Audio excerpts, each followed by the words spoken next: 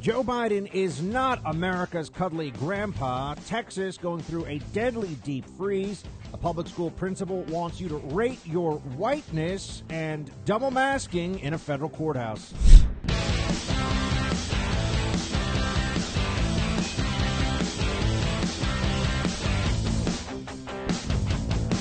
Joe Biden was sold to the American people in this last election as a guy who nobody should be unnerved by. No one should be scared of. He's going to be just fine. He's been around so long. You can trust good old Joe. That's the pitch. That was what was bought, unfortunately, in this last election. That's where we are. And last night, you started to see what that actually looks like in even more detail with the CNN town hall. Now, understand, now the CNN town hall is going to be skewed. They're going to pick things that make Democrats want to keep watching. And they're going to have people that, it's almost like the CNN producers are writing some of these questions for them. You know, given our concerns about the lack of D&I or diversity and inclusion for senior corporate board seats in some of our major populous states, what can you do? You know, stuff. It's like, yeah, that's really what's on the top of every American's mind. There was a lot of COVID talk last night, and there was a lot of meandering nonsense about schools and why they haven't reopened, and really just some of the same stuff you've heard from Biden all along. So I wanted to dive into some of this because here's the basic conclusion that we're going to come to together. Joe Biden is now a man of the left because that's what he has to be, because that's what the Democrat Party is. He doesn't have any real beliefs. There's no core principles. There's no policy goal in mind for him other than be Joe Biden, do what the Democrat Party tells you, get elected, I suppose, once again. But now he's the president. He's got this job. He's going to do what they tell him. He wants the system to be backing him up, and he's just whatever they need him to be. It's the whole point. Obama ran as a uniter and then governed as a leftist. Biden ran as, well, good old blue-collar Joe that you know you could trust, who's going to be a moderate, and he, too, is already governing like a leftist, because this is what the Democrat Party is. The machinery around him is what really matters. That's what determines the direction of all of his policy goals. That's what determines his decision-making more than anything else. Here he is. Well, let's go through some of these. First of all, this was the one that got a lot of attention immediately during the town hall. Joe Biden on CNN. There was no vaccine when Joe Biden came into office. This is what he said. Play 2. And the biggest thing, though, as you remember, when you and I, I shouldn't say it that way, as you remember, but when you and I talked last, we talked about, it's one thing to have the vaccine, which we didn't have when we came into office, but a vaccinator. How do you get the vaccine into someone's arm? Which we didn't have.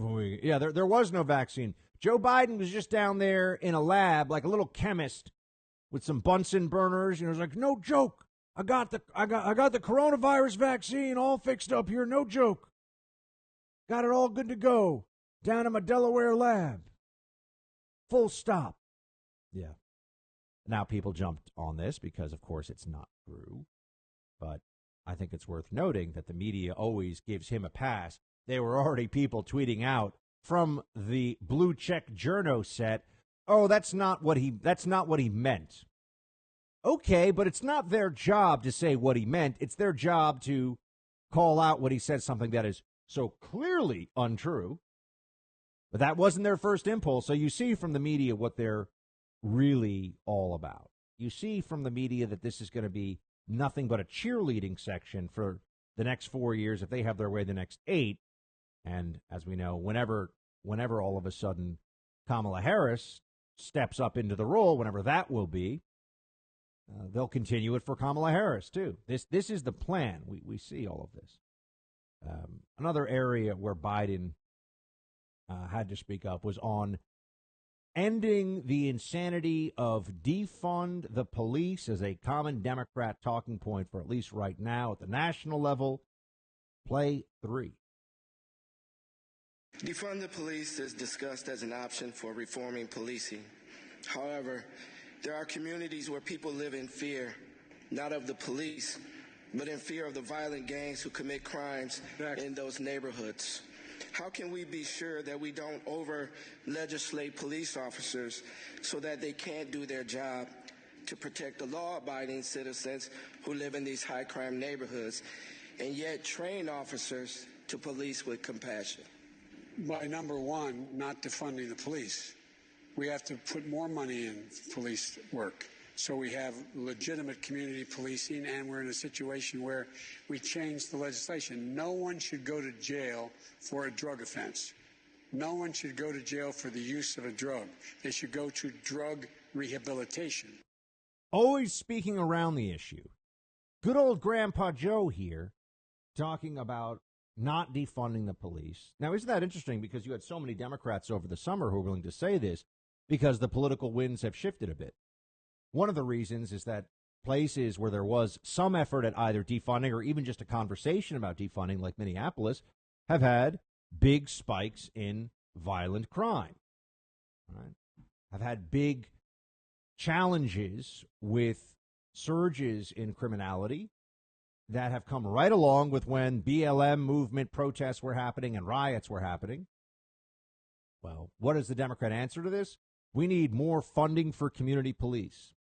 Throw more money at the problem. Last summer, it was we need less funding for police, which was idiotic, but people said that because the police become, in essence, to the far left in this country, instruments of the state that stand in the way of whatever the left wants.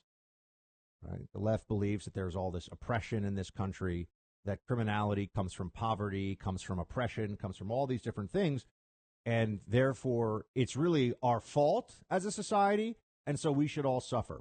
If we have to all live in higher crime neighborhoods where people are randomly attacked, raped, murdered, assaulted, and as you know, most of the crime increase happens in major cities in predominantly minority neighborhoods, which means that it is predominantly minorities who suffer as a result of these bad policies. It's heinous when elite libs, which you know they do all the time on CNN and elsewhere, pretend that, oh, there's no correlation between more police and less crime. There's no correlation between political backing for police officers and people being more safe on the streets.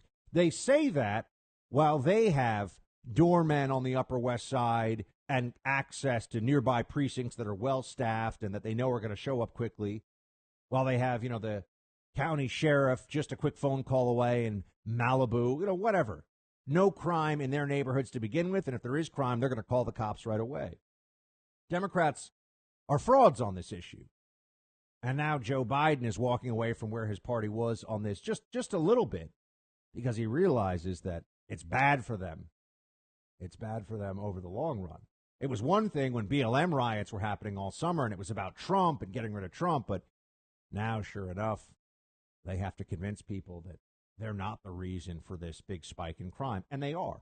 And this is going to be an issue for them going into the midterms, too. But notice how Biden turns this into a conversation about no one should go to jail for using a drug. Is that really the problem? When I'm talking about shootings and homicides and rapes and assaults and burglaries, the Democrats go, oh, but, what about nonviolent drug offenses? Those are not the same thing. They talking about one is not talking about the other. But remember, when it was politically expedient for Biden to be Mr. Tough on Crime in the 90s, he put his name on that crime bill. Now he repudiates it. And then when it was useful to attack Trump, he was all in favor of BLM riots and was pretty quiet on the issue of defunding police, let the activist class have its say there. And now that he's president and the crime numbers look terrible for last year and everybody can see it's BLM, now he's saying, well, let's just get more money to them and create more training programs and community policing and essentially look at this as like a jobs program. Right? Not for just run-of-the-mill cops, but I'm sure they're going to have more social workers and more, they just want more spending, more taxpayer dollars. The spending is going to be mind-blowing, you're going to see from this Biden administration, and I do worry about what it's going to do with inflation. And inflation is one of those things where you talk about it and people don't get scared. But when they actually feel it and see it and when it gets out of control, then they are scared. Because inflation can destroy an economy and with it a society. And we are playing a very dangerous game right now with how we're debasing our currency. I know they tell you it's not happening, but it's a function of math. And Biden's talking about $1.9 trillion of spending for COVID relief. That's just the beginning. They're going to go well beyond that. Just wait and see. They're going to spend money like nobody's ever spent money in this country's history. That's the Democrat plan. Modern monetary theory without calling it that. And Joe Biden's going to be leading the charge. But just remember, he's good old Grandpa Joe. He's not a radical. Sure, some of his policies make all the radicals in our midst seem happy, and he never seems to be able to stand up to the crazier side of the left wing and tell them that this is not going to work out for the country in the long run. No, whatever he needs to say, when he needs to say it, is what he says. That's the Joe Biden way.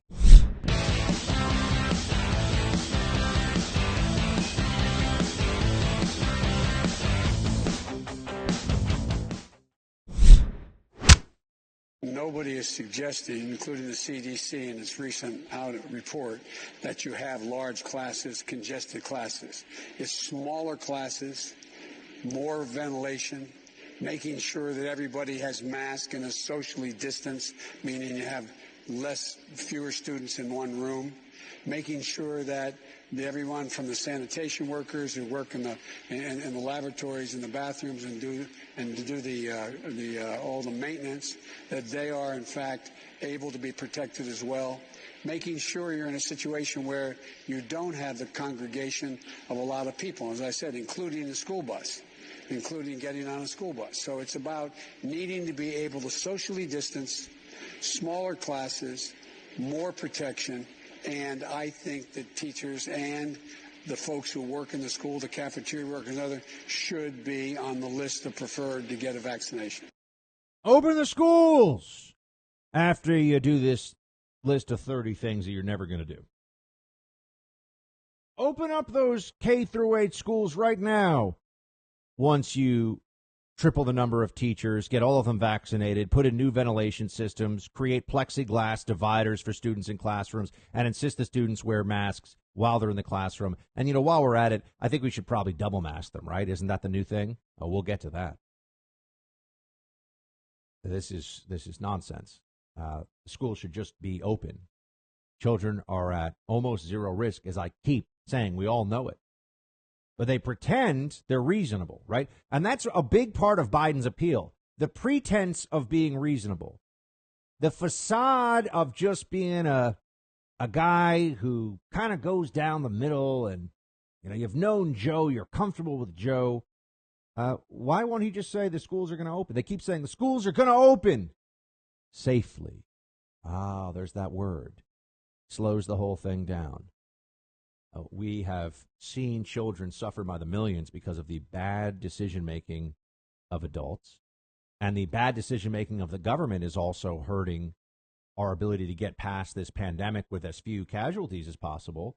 Teachers who are young do not need to be vaccinated. This is just the teachers' unions making demands, in part because I'm sure some of their members are freaked out, but also because they want things. They want stuff. This is a virus that, as we know, as we've gone over so many times, the primary risk is age. That's it, age. The secondary thing is then comorbidities. But they're just saying, well, teachers that are going to go in the classroom are going to get vaccines first. Really?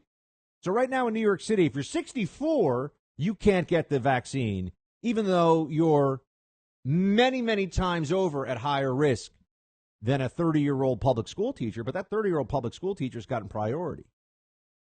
The chance of that public school teacher getting COVID and dying is something like 1 in 10,000, maybe. 64-year-old, not yet 65, so doesn't qualify right now.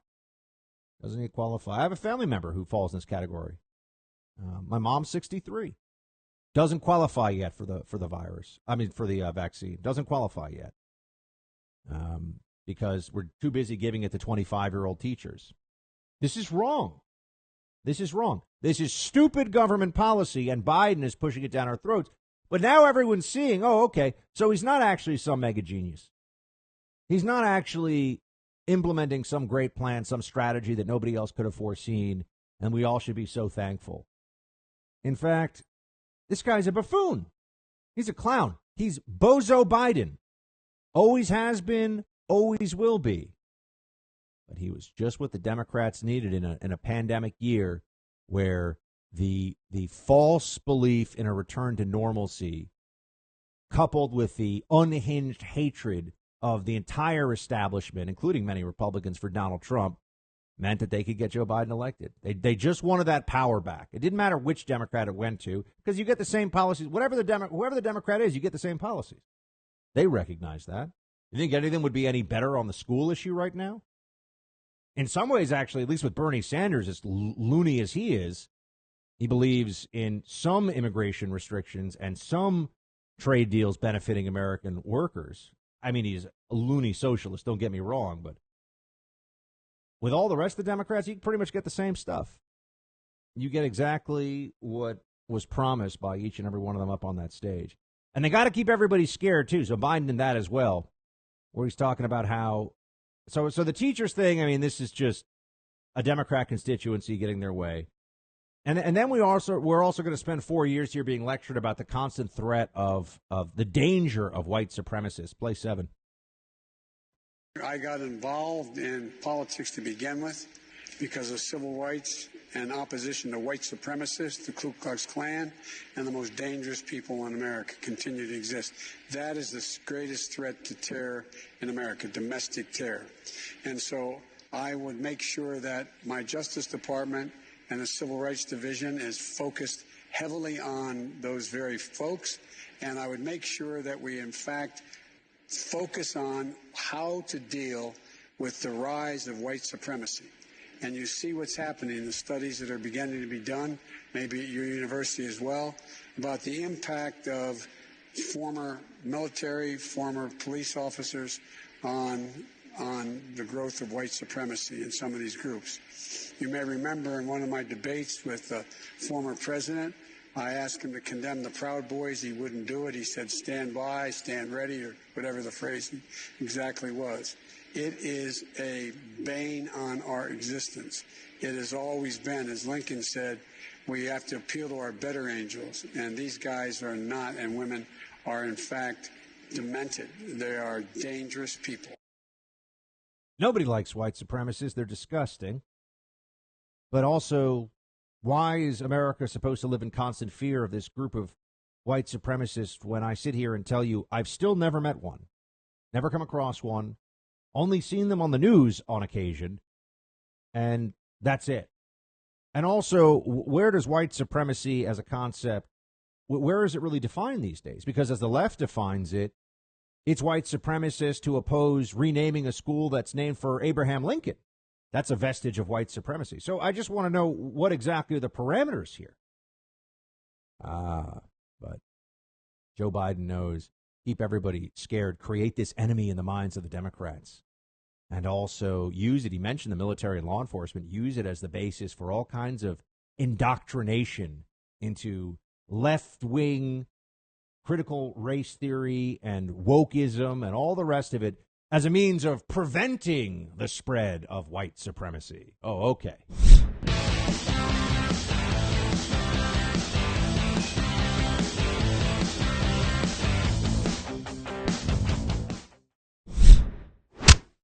Well, look, if it were easy, it would have been done by now. And I think we're making progress. I think having a roadmap back that the CDC put out is a good thing. Look, it's not a matter of whether kids should go back to school. It's a matter of how. And giving people the guidance. I talked to a governor this morning, yesterday morning. Time is just a weird thing. But around what are the things that their school can be doing. And what was expressed in the call was, he said, look, I know it's not going to be 100% safe, but give me more measures and I can send more people back. And yes, there's emotions about this. And yes, there is, we're just getting new data. But being able to say, look, we can do the more of these things we can do, having kids wear masks and all of the things that were in the CDC guidelines means we can bring kids back. And that's something that we have to stay committed to. And we are. But it's not whether, it's how. Many kids have been out of school for more than a year. And there have been no guidance to schools, relatively speaking, until last week on what they can do to open up. So hopefully we'll now begin to push that process. I wanted you to hear that whole thing because that's Biden COVID advisor Andy Slavitt, and he's a blathering moron. This guy's a moron, okay? He ignores all the things that we've learned, everything we've seen. This whole, oh, it's so complicated to send kids back to school. No, that's because they've created an artificial perception of control and an artificial promise of safety. It's not hard. You want to send kids back to school? Say, hey, everybody, kids are going back to school. End of story. Open up. Let's go. That's it. And then if there are any problems, if you've got people who are teachers who are older or comorbidities or whatever, they take it up with their school district, and there should be accommodations made so that they can either stay home till they're vaccinated, which some of them are already vaccinated. Understand, there are teachers who are vaccinated who still don't want to go into the classroom. Still too dangerous. Look, this is the nation has embraced a cowardice in day-to-day life right now, unfortunately. Far too many people are just... The media and social media and all these, they just live in constant fear. Well, that's because there are people who want to control them, and controlling a frightened population is much easier. It's also because the people in charge won't admit that they've been wrong, that they don't really know what they're doing. They've given terrible, not just advice, they've made horrible decisions for all the rest of us. If it were easy, it would have been done by now, he says on schools, Andy Slavitt. And this guy, I see his stuff on Twitter. He's been a jackass who's wrong about COVID all along. All along. His predictions are awful. His assessments are terrible. That's who this guy is. And yet, he's telling us it would have already been done. It has been done. There are private and parochial schools across the country open, and Florida is open. Every kid in Florida who wants to be in in-person instruction is able to under state laws right now, and has been able to do that all along. So someone explain it. How is this so difficult? No, they're making it so difficult. They're making it so complicated.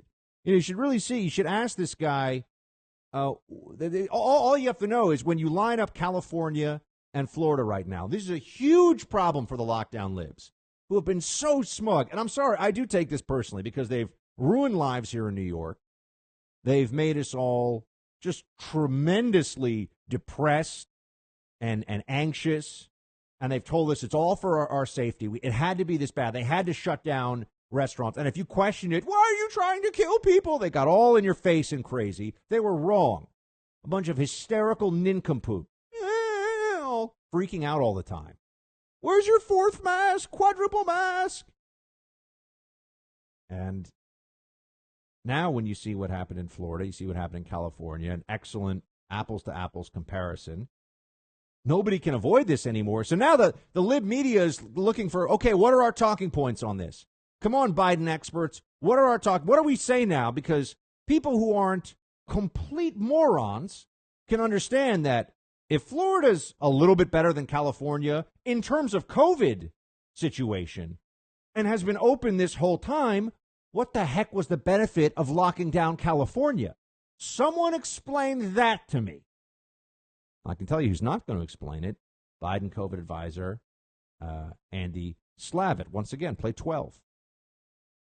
Contrast states like Florida and California. California basically in lockdown, and their numbers aren't that different from Florida. Well, good morning, Stephanie.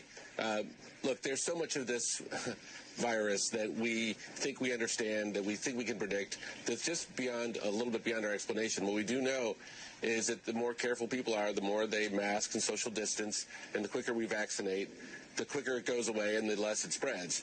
But we have got to get better visibility into variants. We don't know what role they play, large events, etc. But this is as we all have learned by this time, this is a virus that continues to surprise us. It's very hard to predict, and all around the country, we've got to continue to do a better job. And I think we are, but we're not done yet. Just more blather, Nothing from this guy. Did you hear an answer in there? What we know is the stuff we've been saying all along is true.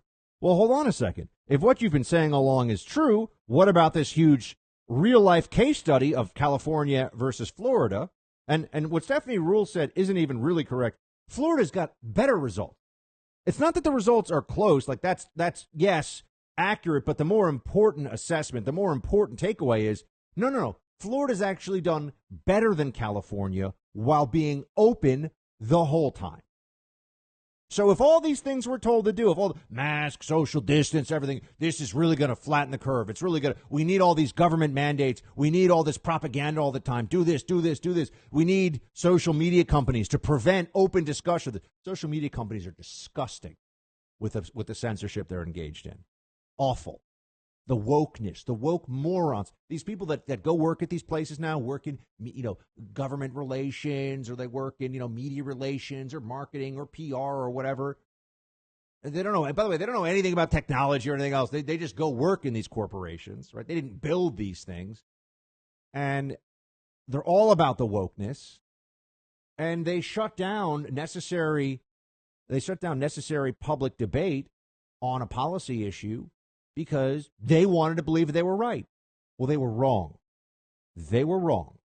The people that said you couldn't talk about mask mandates, you couldn't question them, you couldn't talk about lockdowns, you couldn't say they didn't work, they're wrong. And they used brute force of censorship to try to convince people otherwise. They tried to shut down this discussion. They were a part of a massive lie here. And this, remember, I'm not just having some random person that I'm playing you the answers from here. This is Biden COVID advisor Andy Slavitt. This is supposed to be the top expert on this. This guy knows all the facts, all the stuff. You heard him asked about California and Florida. It's really a lot of stuff, and we don't know everything, but we know that everything we tell you is right. That was his answer. Wrong. We can all see it. I'm not letting this go. This is important. This is a reminder about the need to defend your freedom. This is important as a reminder about the need to hold back government overreach. There's a lot of layers here. There's a lot of stuff at work. And we shouldn't just pretend like, okay, we're going to get past this pandemic soon. They're going to do this again. They want to do this again. They loved the control. They were drunk with the power. Look at Cuomo. Look at Newsom. Look at Whitmer. You think they're just going to say, oh, yeah, we don't ever want to be in a position where we get to determine whose business survives and thrives and whose business gets shut down as long as we say so. You don't think they like that power? These climate change lunatics? You don't think they want to use that ability for something else? And all you really have to know about this guy, Slavitt, all you have to know is that he's now, this for me is the intelligence test. The people who are suddenly double maskers. Let me be clear. If you were double masking if you're a public health expert or somebody who works in, and by the way, it's totally different people in a hospital setting who are dealing with sick patients, whatever, additions, whatever things they want to do. I of course you can understand that, right? Because they're clearly being exposed to virus all the time, but in a setting where they know they're being exposed. So, of course, they're going to take additional precautions. This is also why they have those like PAPR hoods and all these things. This is why they have much more than just a cloth mask in a lot of circumstances dealing with COVID patients, because they understand what the risks are. But I'm talking about for everyday people who are supposed to be experts but aren't actually treating COVID patients. If they haven't been wearing two masks all along, I just want to know, why didn't they believe in the science 9 months ago, 6 months ago, 3 weeks ago? Why haven't they been wearing two masks all along? Now suddenly they've discovered that this is more effective? Well, all you have to know about somebody is, are they suddenly a double masker? And if the answer is yes, they are a sheep. They're a person that cannot think for themselves. Now, I'm not talking about people that are made to do this, because guess what? That's coming your way too. Already, you have a federal courthouse now in New York where the rules are now, we want you to double mask. You're going to see more of it. I told you. It starts out with a, hey, this is more effective. And then it's, hey, maybe do this. And then it's do this or else. Give it time. You'll probably have double masking on airplanes. Oh, yeah. Double mask on that airplane. Not enough to have a scarf or, one of those gaiters or whatever. No. You got to have the N95 and a cloth mask, all this stuff. Here's COVID advisor Slavitt. Loves the way those double masks feel. Play 11.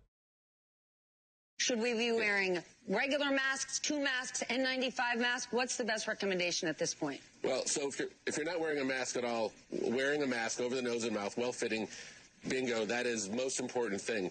I wear a surgical mask with a cloth mask over it, and I do that because the surgical mask is good, but it doesn't fit as snugly as when I put a second mask over it. I think we're learning that the better the mask, the better. Not all of us can wear N95s. We need those for our healthcare workers, but if you have those are the safest. Otherwise, I think what I'm doing feels very effective. You can tell when your mask is snug, and if it's not snug, and if air's getting out and air's getting in, then it's not doing its job. I told you how many months ago they're going to claim after the second wave rips through the whole country and we don't stop it, we don't even slow it, they're going to claim that we didn't mask well enough. That's going to be their answer. Because I knew. And here we are, exactly as I said. So why is that? Because it's about understanding the mentality of the petty authoritarian. It has nothing to do with science or medicine or some fancy degree from an Ivy League university in microbiology, which a lot of these people don't even have anyway. It has nothing to do with that. It's about understanding the mentality, looking at results. It's about logic and drawing truthful conclusions based on what people have told you and what has happened. If you can do that, you know what these lockdown clowns are going to say next, as I have. And Slavitt is just another example of it. Oh, yeah, I can't explain to you why California is worse off than Florida, even with the lockdowns. I'm going to tell you that we can't open schools. It's too complicated, even though schools are open. And, oh, yeah, now double masking is definitely the way to go. Suddenly, in the middle of February, 12 months into this pandemic. Sure.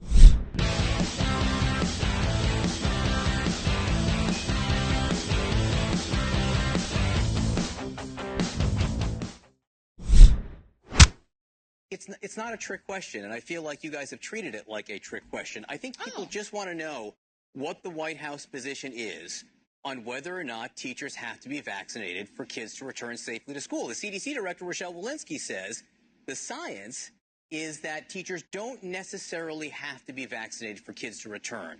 And I think people want to know what the White House position is on that.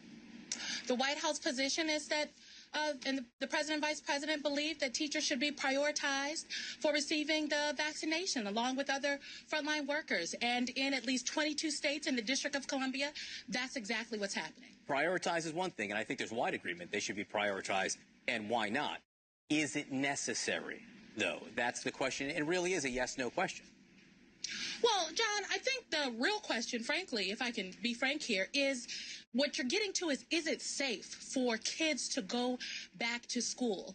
And the president and vice president... Actually not. In this case, that's not the question. The question is it safe for teachers to go back to school? And that's a very specific question in this case. And again, I'm not sure, I don't understand why it's a hard question to answer. It may be that you want every teacher to be vaccinated. It may be the answer is, yeah, teachers should, if they can, be vaccinated before they return to school, but it's not necessary. Well, John, I think the president has been clear, the vice president has been clear, and I think I was really clear just now that it is the administration's position, the president and vice president believe that teachers should be prioritized for vaccinations. She can't answer the question. Right. They won't answer the question. And I thought that was an interesting exchange, even though I know it was on CNN, because I believe that at some level there are people who work at CNN, there are libs, there are Democrats out there right now who are finding out for the first time about this Biden administration that they're actually a bunch of clowns and they don't want to tell you the truth about school reopen. They want to keep running in these circles. They want to keep playing games because this is about politics. It is not about health. I think there are some people on the left, believe it or not, some Democrats at least, including this John Berman at CNN, who are going, hold on a second. It is safe for kids. We all know that. So is it or is it not safe for teachers to go back and do their jobs when you have already millions and millions of frontline workers of all kinds around the country who have been doing their jobs the whole time without vaccination? Yes or no? Why are, and because if the answer is no, then why are teachers so special? Is it because teachers give a lot of money to the teachers unions give a lot of money to Democrats? So are they really just politicizing schools here because of the Oh, you know, they will never say that on CNN, but what they've realized is there is no other answer. There is nothing else. They've run out of maneuver room here. It's just now it's just spin in circles. Just keep saying nonsense. It's exactly what you heard there. Are schools safe to open? Yes. Should they be open? Yes. End of story. That's it. There's nothing else.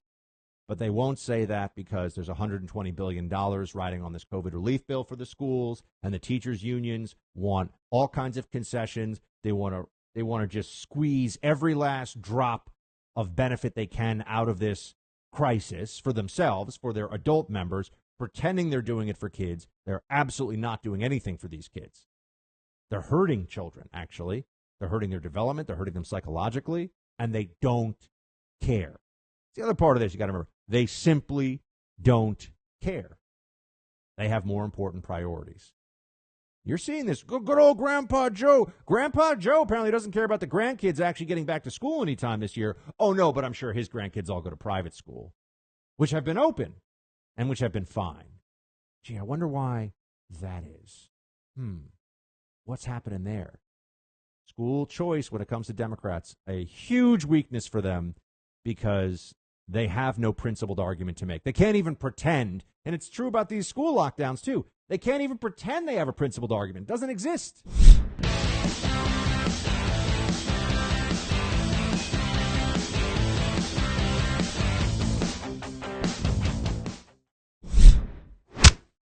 Many of you will have heard the news that the greatest ever radio host, Rush Limbaugh, passed away today. I know for so many of you across the country, as he was for me, he was many things to us, a teacher, a patriot, an icon, a friend, a familiar and friendly voice that you would listen to and that could make sense of everything, that would bring it all together for you, that you knew was on your side, that felt the way you did about momentous things happening in the country for decades. Rush created an industry, in a sense, that so many of us, including myself, now work in. I mean, conservative media without Rush Limbaugh doesn't even feel like it's a thing that would be possible, would have been possible. It doesn't feel like he could have, we could have been here without Rush paving the way. And now we no longer have that voice to guide us. Now we no longer have somebody who has that gravitas. That I know so many people who will tell me that they are, Rush babies, or their parents have been listening to Rush for 20 years, and it has always been the greatest compliment that I've received in this business when people say to me, "I listened to Rush, and I've added you in." After I listen to Rush, if I have time, I'll get to you. I've always taken that as nothing but the highest possible compliment for this craft.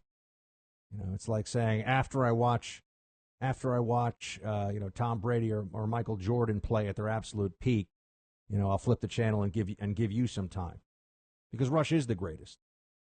Rush is the greatest that's ever done this. He changed the trajectory of this country. He was truly gifted. I will tell you, I'll get into some of the more personal side of this, but I learned the craft. I learned radio from Rush. By the time I went to work for Glenn Beck, now almost 10 years ago, the person that I would listen to, the person who I would hear giving monologues and just speaking to the country. I mean, that's what he had this gift. You always felt like Rush was sitting in the room with you. You always felt like Rush was having a one-to-one conversation with you. It just so happened that it was you and millions of other people all across America. And he was gifted. I mean, truly gifted. There are a lot of people that work in news media that they either get lucky or they just put in enough hours and they stick it out long enough that they get to a privileged position. Rush was in a different league. The way that he could weave stories, the way that he would hone in on the one detail, the one line of a news story that thousands, hundreds of thousands of other people would have read, but Rush would go on air and he would say, here's the one thing that you need to know about this that other people are either missing or don't want you to know about, don't want you to talk about. What would the Republican Party even be without Rush Limbaugh? What would conservatism in America be? He transcended news and was an icon. It was somebody who was a cultural phenomenon. To have had the reach that he had for as long as he did, and to give people some sense that they did have a voice before the internet really was a factor, before Fox News came on board. There was Rush. And I know there were other hosts and there were other, publications and people that were trying to make similar general arguments. But we had this superstar. We had this person who was able to take the feelings of the country in one moment and not only explain what's so important and educate so many of us at the same time, but to make us all feel like we were together. There was a community in listening to Rush Limbaugh. There was a connection that was there. And if you knew somebody else who listened to Rush, it was like talking about your it was like you found out you were huge fans of the same sports team. It's like you just met somebody. Oh, you're a Dodgers fan? I'm a Dodgers fan. You love the Giants? I love the Giants. There was a bond there. There was a commonality for millions of people, and at a time when there were so few places you could go, even though half the country roughly is Republican, and a little more than that identifies as conservative, and certainly we're talking about over 100 million people, 150, 160 million people. And there are so few places you can go where you would hear what you knew to be the truth, and you knew it was honest, and it was coming from a place of both accessibility and genius. I listened to the greats. I knew that radio was something I wanted to do without ever actually really having done it. I just had a feeling, and it was because I listened to the best. But no one was ever in the same league as Rush. Nobody was ever able to capture your attention, make you feel like you are both getting the highest level analysis, but you're getting it from a close friend. There's nobody else out there who could do that. There are other hosts who have their talents and their skills, and I recognize what they are. I try to learn from them. You know who some of the greats are.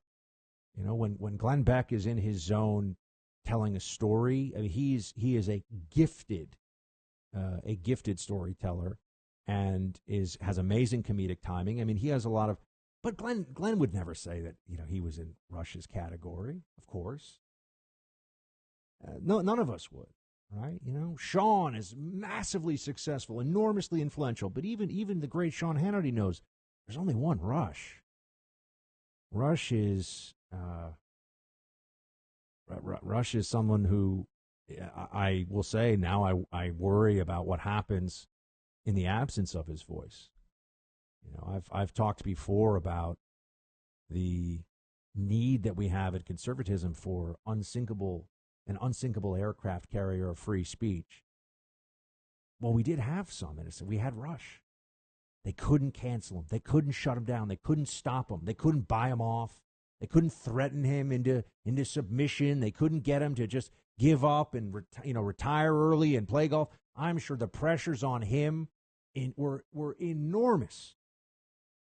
But he showed up as a happy warrior day in and day out, and he fought until, and now this is apparent because of the news today, he truly fought until the very end. The very end. This was somebody who was doing his life's work until the last moment that he could physically possibly do it. Think about the dedication. Think about the desire for the absolute height of excellence in one's life's work, because that's what we're talking about with Rush and radio. What his life was devoted to was this ability to reach so many people. What a gift. I mean, he had talent on loan from God, as he said.